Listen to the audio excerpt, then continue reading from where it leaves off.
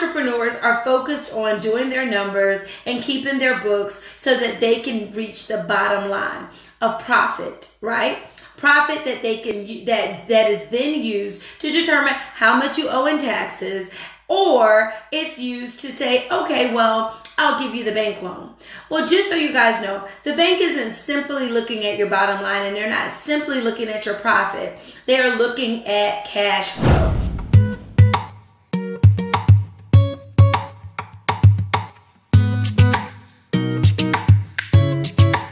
Good morning, Combos and Coffee, y'all. I don't have a lot of time this morning, but I am going live on this topic because I've noticed that in a few of the business groups that I'm in, that the question keeps arising, like, people are afraid to talk to their accountant, or, there's situations where you're just not ready for the bank and the bank told you no. Either they told you no because you were about to buy a house, or they told you no, you couldn't get the business loan or the credit card, or whatever is going on with you. But I find out here in these streets that entrepreneurs are trying to get access to capital, whether it's from the bank or through an investor.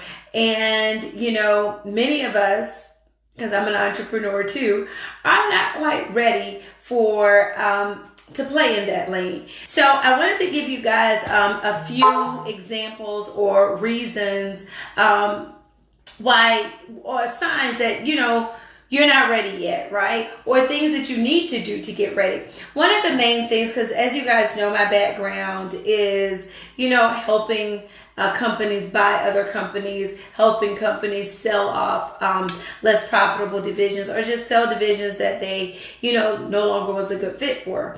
But one of the things that I've noticed in this space, that a lot of times entrepreneurs just simply believe that their tax return is going to get them there, or they don't have the financials in a condition where an investor will look at it.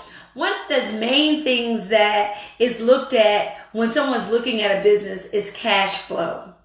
And your tax return does not always indicate that, okay? Neither does your books. It depends on how your books are prepared. If your books are prepared on a cash basis or an accrual basis. And a lot of times I've noticed that entrepreneurs don't often have a full set of financial statements because it's just not required for tax purposes. And often I notice that, in business, because everyone's, busy and operating in their gift, entrepreneurs are focused on doing their numbers and keeping their books so that they can reach the bottom line of profit, right? Profit that they can that is then used to determine how much you owe in taxes, or it's used to say, okay, well, I'll give you the bank loan.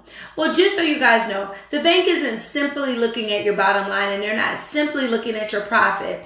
They're looking at cash flow. And cash flow is determined through formulas, looking at the numbers that are, yes, reported on your books, but there's a number called EBITDA.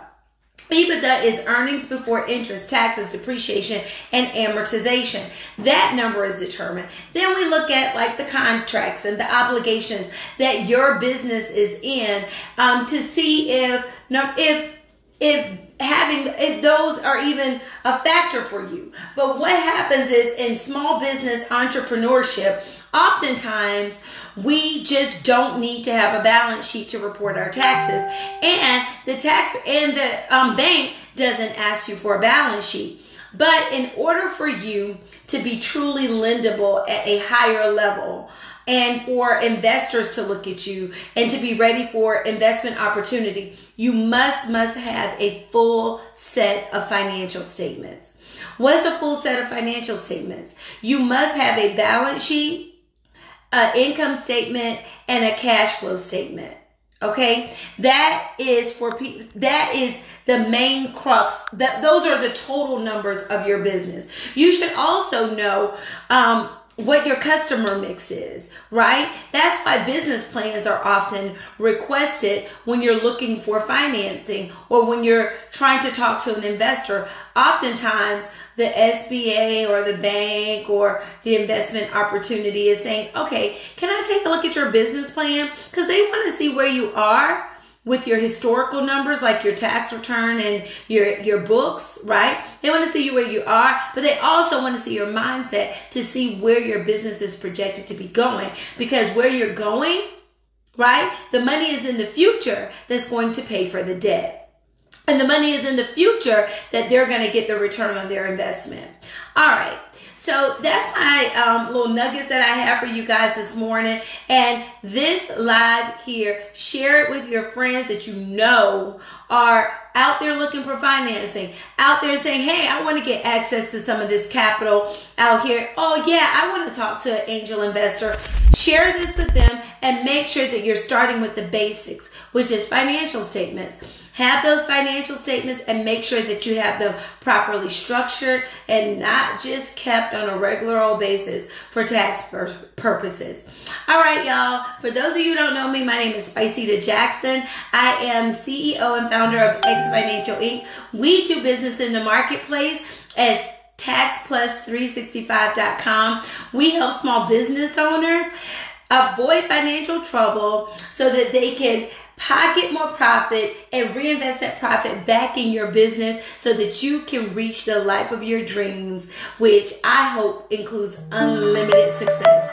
All right, y'all. Y'all have a great day, and I will talk to you soon. Love you.